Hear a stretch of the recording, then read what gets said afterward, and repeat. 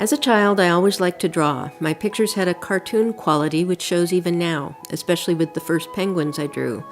I sold a line of my penguin postcards at SeaWorld for 10 years. One of the keepers offered to let me go inside with the penguins to sketch them. What a difference. Of course, they still look cartoonish, they're penguins, but now they're much more realistically cute. To quote John Ruskin, one can't help but smile when one looks at a penguin. I love animals and had an animal alphabet show with 5 different size silkscreen alphabets. That's 130 different designs, plus batiks, etched glass, wood-burned spoons, an alphabet book, and coloring cards. And these were the first shows I ever did without framing my pieces, as I was traveling by bus to St. Louis, Charlottesville, and Miami. The show at the University of Virginia sold over 350 pieces. Of course, the prices were ridiculously low at the time. They invited me back over 5 more times, and Miami 3 times, and Jacksonville at the Penguin Gallery, no less, 3 times as well. I also spun off to a show at Eckerd College in St. Petersburg. The head of the department was an avid Sister Carita fan, and we bonded immediately. That had me going back to St. Petersburg 5 more times, and one time having a show with Sister Carita. What an amazing high point in my life.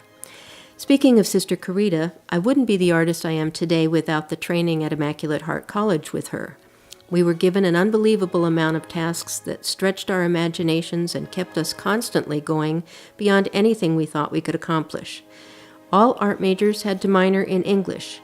I added French and philosophy, which explains a lot of reading and all those quotes.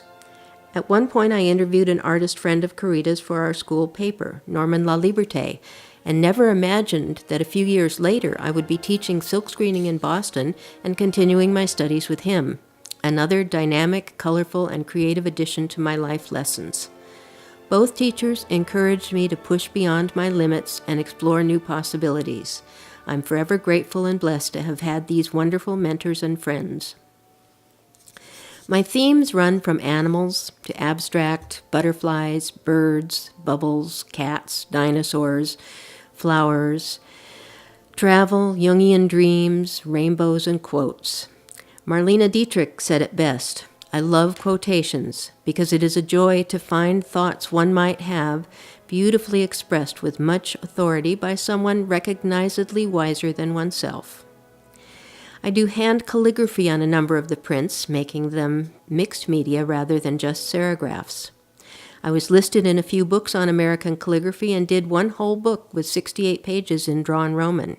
Using my love of words, quotations, philosophy, and art, I started doing hand-screened calendars. The first one was long and narrow, and even the grid was silk-screened. Then the next 13 years, just the top was silk-screened. And by that time, I started selling over 300 calendars. And doing so much, I had a reaction to the lacquer thinner that was needed for the faster-drying paints that were used. I needed to stop printing and detox my body. So for a few years, I would add one silkscreen page, but it was still too hard on me. So I've been working with a wonderful printer for over 20 years now.